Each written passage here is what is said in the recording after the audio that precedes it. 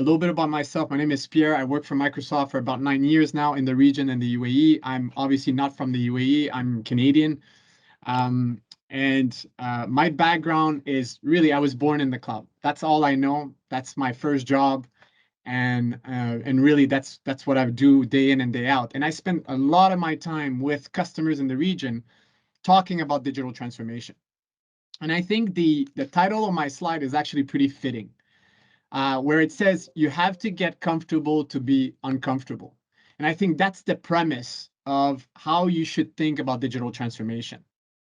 First thing first is, again, like Tadek said, the world has changed. I think we all know this, but research are showing that companies that decide to invest and embrace technology actually outperform their peers dramatically. They create more jobs, they have a faster increase in terms of annual revenue, and bottom line, they're more profitable. And also, they get to retain talent. If you think about it, this new generation of workers, they don't want to work for legacy companies that have old software or still using pen and paper. So as a company, as a startup or an SMB, it's important that you embrace technology. And there is this perception that you need to flip the business upside down and digital transformation can be expensive. And actually, with the tools that we have today from Microsoft or other companies, you can actually embrace digital transformation and get your journey started at less than a cup of coffee a day, or a Starbucks, because Starbucks is a little bit more expensive. And aside from the investment, we have to understand what's going on. The world is getting smaller, right? And online or the web is allowing a lot of people to compete against your current business. I can be here and compete with someone in Canada or in China or vice versa. So competition is on the rise. And so companies need to find a way to differentiate and disrupt their current businesses.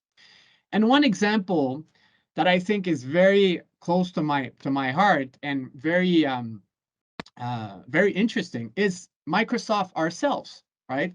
So a few years ago, we were seeing our PC shipments go down. Windows install base was shrinking, and customers were asking to consume technology in a complete different way. And we had to innovate ourselves. So we shifted a 45-year-old company upside down, and it didn't happen overnight. It's still happening today after 9 years. But there is a quote that I like from Satya's book that says, our industry, and talking about the technology industry, does not respect tradition. It only respects innovation.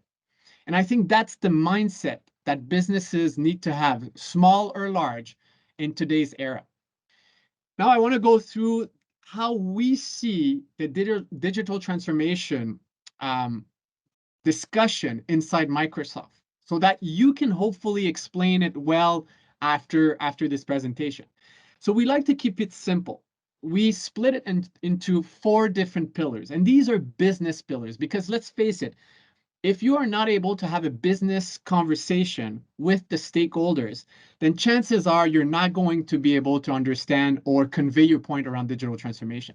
So the way we go about this is our 4 pillars, which is engage customers in a different way, empower your employees to be more efficient, optimize your operations, and transform your products. There might be more, but this is how Microsoft sees the definition of digital transformation.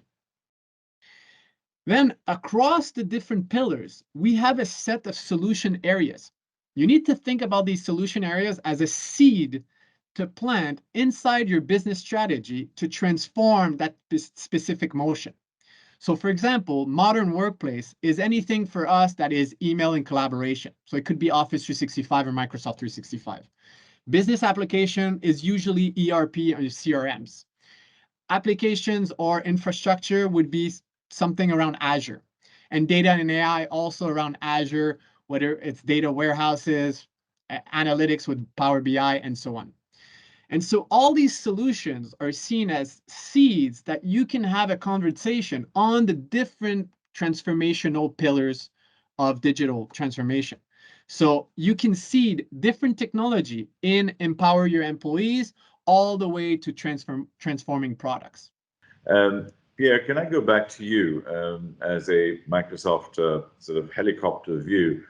You've heard three completely different people. I made my comments as a futurist, Kamalesh as an expert in digital transformation, and Mark as a practitioner doing work with Emaar, Alpha Thame, Emirates Airlines, but also addressing the SMB sector. What are your first thoughts having heard all of that? I think the common thread, I think to everyone, is that businesses need to adapt and need to have a plan when it comes to digital transformation. And I think everybody kind of mentioned it, that if you don't have a strategy, you are potentially risking of being left behind. And that's not anybody's goal, right?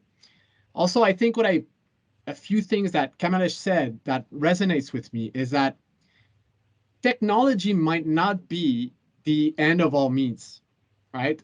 There needs to be a process, there needs to be a strategy around your digital transformation journey. And that is key, right?